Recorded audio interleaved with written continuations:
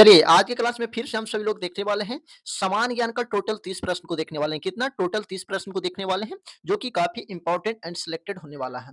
और आप किसी भी एग्ज़ाम की तैयारी कर रहे हैं, ये क्लास आपके लिए बेहद इम्पोर्टेंट साबित होगा। तो ये क्लास आप सभी लोग एंड तक ज़रूर वॉच कीजिएगा, जिसे पढ़कर आपको पता चल सके कि एग्ज़ाम में किस टाइप का प्रश्न आता है। तो चलिए क्लास को शुरू करते हैं और क्लास को शुरू करने से पहले आप सभी लोग चैनल पर नए हो तो चैनल को सब्सक्राइब, लाइक एंड सब्सक्राइब ज़रूर कर लीजिएगा। तो चलिए क्लास को शुरू करते हैं। तो पहला प्रश्न कहता है कि सौर मंडल में कुल कितने ग्रह हैं? बेहद इंपॉर्टेंट प्रश्न है। सौर मंडल में कुल कितने ग्रह हैं? तो याद रखिएगा सौर मंडल में टोटल 8 ग्रह हैं। ऑप्शन डी करेक्ट आंसर हो जाएगा। याद रखिएगा ऑप्शन डी करेक्ट आंसर हो जाएगा। अगले प्रश्न की ओर बढ़ते हैं।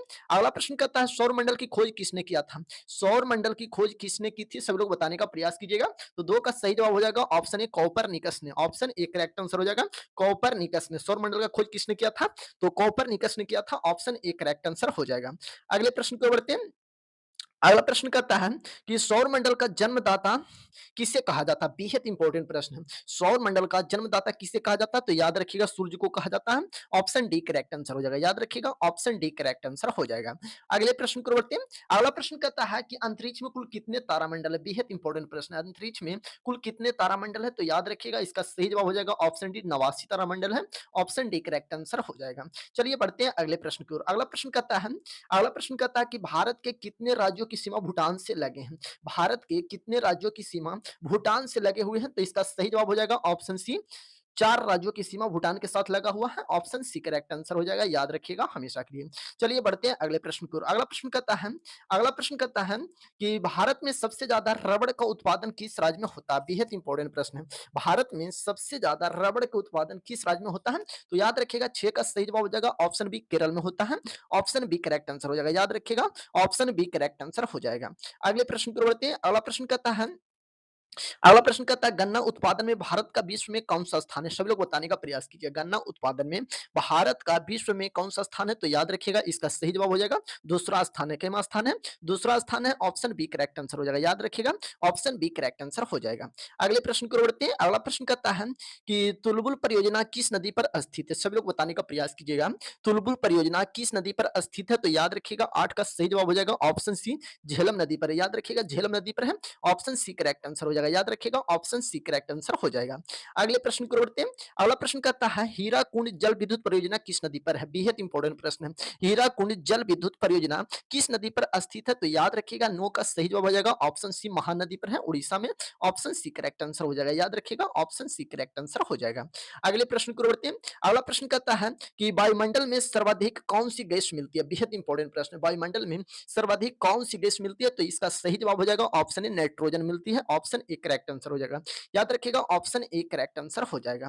बढ़ते हैं अगले प्रश्न की ओर। अगला प्रश्न कहता है कि मेघ गर्जन वायुमंडल की किस परत में होती है? मेघ गर्जन वायुमंडल की किस परत में होती है? तो याद रखिएगा 11 का सही जवाब हो जाएगा ऑप्शन बी क्षोभ मंडल में होता है। ऑप्शन बी करेक्ट आंसर हो जाएगा। याद रखिएगा ऑप्शन बी करेक्ट आंसर हो जाएगा। चलिए बढ़ते हैं अगले प्रश्न की ओर। अगला प्रश्न कहता है कि विश्व में सर्वाधिक वर्षा वाला स्थान कौन सा? बेहद इंपॉर्टेंट प्रश्न है। विश्व में सर्वाधिक वर्षा वाला स्थान कौन सा? तो याद रखिएगा मानसून राम है। ऑप्शन ए करेक्ट आंसर हो जाएगा। याद रखिएगा ऑप्शन ए करेक्ट आंसर हो जाएगा। अगले प्रश्न की ओर बढ़ते हैं। अगला प्रश्न कहता है कि विश्व का सबसे ऊंचा जलप्रपात कौन सा है? विश्व का सबसे ऊंचा जलप्रपात कौन सा है? तो याद रखिएगा 13 का सही जवाब हो जाएगा ऑप्शन ए एंजिल जलप्रपात है। ऑप्शन ए करेक्ट आंसर हो जाएगा। याद रखिएगा ऑप्शन ए करेक्ट आंसर हो जाएगा। अगले प्रश्न की ओर बढ़ते हैं। अगला प्रश्न कहता है कि विश्व का सर्वाधिक लवणीय झील कौन सा? बेहद इंपॉर्टेंट प्रश्न है। विश्व का सर्वाधिक लवणीय झील कौन सा? तो याद रखिएगा 14 का सही जवाब हो जाएगा ऑप्शन ए बांध झील है। याद रखिएगा ऑप्शन ए करेक्ट आंसर हो जाएगा बांध झील है। याद रखिएगा हमेशा के लिए। चलिए बढ़ते हैं अगले प्रश्न की ओर। अगला प्रश्न कहता है भारत के किस राज्य में एक भी रेलवे स्टेशन नहीं है? भारत के किस राज्य में एक भी रेलवे स्टेशन नहीं है? तो याद रखिएगा 15 का सही जवाब हो जाएगा ऑप्शन बी सिक्किम में एक भी रेलवे स्टेशन नहीं है। ऑप्शन बी करेक्ट आंसर हो जाएगा।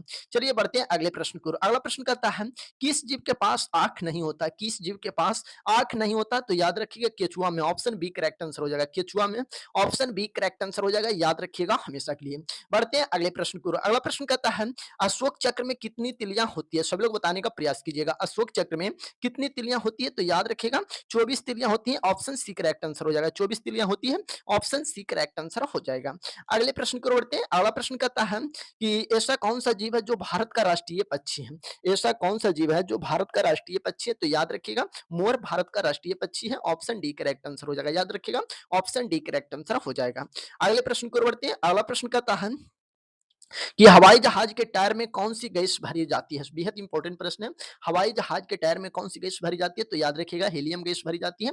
ऑप्शन ए करेक्ट आंसर हो जाएगा। याद रखिएगा ऑप्शन ए करेक्ट आंसर हो जाएगा। अगले प्रश्न की ओर बढ़ते हैं। अगला प्रश्न है कि चाँद पर जाने वाला पहला जानवर कौन-सा था? तो इसका सही जवाब हो जाएगा कुत्ता। ऑप्शन बी करेक्ट आंसर हो जाएगा कुत्ता। चाँद पर जाने वाला पहला जानवर कौन था? तो कुत्ता था। ऑप्शन बी करेक्ट आंसर हो जाएगा। बढ़ते हैं अगले प्रश्न की ओर। अगला प्रश्न कहता है भारत में चाय का सबसे बड़ा उत्पादक राज्य कौन-सा है? भारत में चाय का सबसे बड़ा उत्पादक राज्य कौन-सा है? तो याद रखिएगा असम है। असम है ऑप्शन सी करेक्ट आंसर हो जाएगा। याद रखिएगा ऑप्शन सी करेक्ट आंसर हो जाएगा। अगले प्रश्न की ओर बढ़ते हैं। अगला प्रश्न है कि भारत में सबसे ज़्यादा कौन-सा फल खाया जाता है? बेहद इंपॉर्टेंट प्रश्न है। भारत में सबसे ज़्यादा कौन-सा फल खाया जाता है? तो याद रखिएगा केला। ऑप्शन ए करेक्ट आंसर हो जाएगा। याद रखिएगा ऑप्शन ए करेक्ट आंसर हो जाएगा। अगले प्रश्न की ओर बढ़ते हैं। अगला प्रश्न कहता है कि सच या झूठ का पता लगाने वाले मशीन का नाम क्या है? बेहद इंपॉर्टेंट प्रश्न है। सच या झूठ का पता लगाने वाला मशीन का नाम क्या है? तो याद रखिएगा इसका सही जवाब हो जाएगा ऑप्शन ए पॉलीग्राफ नाम है। ऑप्शन ए करेक्ट आंसर हो जाएगा। याद रखिएगा ऑप्शन ए करेक्ट आंसर हो जाएगा। बढ़ते हैं अगले प्रश्न की ओर। अगला प्रश्न कहता है कि ऐसा कौन-सा जानवर है जो जन्म लेते ही माँ को खो देता है? ऐसा कौन-सा जानवर है जो जन्म लेते ही माँ को खो जाता है? तो याद रखिएगा इसका सही जवाब हो जाएगा ऑप्शन सी बिच्छू। बिच्छू जन्म लेते ही माँ को खो जाता है। ऑप्शन सी करेक्ट आंसर हो जाएगा। चलिए बढ़ते हैं अगले प्रश्न की ओर। अगला प्रश्न कहता है किस फल को अमृत फल के नाम से जाना जाता है? बेहद इंपॉर्टेंट प्रश्न है। किस फल को अमृत फल के नाम से जाना जाता है? याद रखिएगा इसका सही जवाब हो जाएगा अमरूद को अमृत फल के नाम से जाना जाता है। ऑप्शन डी करेक्ट आंसर हो जाएगा। चलिए अगले प्रश्न की ओर बढ़ते हैं। अगला प्रश्न कहता है कि ऐसा कौन-सा जानवर है जो अंधेरे में भी देख सकता है? बेहद इंपॉर्टेंट प्रश्न है। ऐसा कौन-सा जानवर है जो अंधेरे में भी देख सकता है? तो याद रखिएगा 26 का सही जवाब हो जाएगा ऑप्शन सी चीता। चीता अंधेरों में भी देख सकता है तो ऑप्शन यहाँ पर सी करेक्ट आंसर हो जाएगा। चलिए बढ़ते हैं अगले प्रश्न की ओर। अगला प्रश्न कहता है भारत में किस नदी में हीरा पाया जाता है? भारत के किस नदी में हीरा पाया जाता है? तो याद रखिएगा इसका सही जवाब हो जाएगा कृष्णा नदी में। कृष्णा नदी में हीरा पाया जाता है। ऑप्शन सी करेक्ट आंसर हो जाएगा। चलिए बढ़ते हैं अगले प्रश्न की ओर। अगला प्रश्न कहता है कि भारत के कितने वर्षों तक अंग्रेजों का गुलाम था? भारत कितने वर्षों तक अंग्रेजों का गुलाम था? तो याद रखिएगा इसका सही जवाब हो जाएगा 200 वर्षों तक गुलाम था। ऑप्शन सी करेक्ट आंसर हो जाएगा। याद रखिएगा ऑप्शन सी करेक्ट आंसर हो जाएगा। अगले प्रश्न की ओर बढ़ते हैं। अगला प्रश्न कहता है कटहल किस देश का राष्ट्रीय फल है? बेहद इंपॉर्टेंट प्रश्न है। कटहल किस देश का राष्ट्रीय फल है? तो याद रखिएगा इसका सही जवाब हो जाएगा ऑप्शन बी श्रीलंका का। कटहल किस देश का राष्ट्रीय फल है?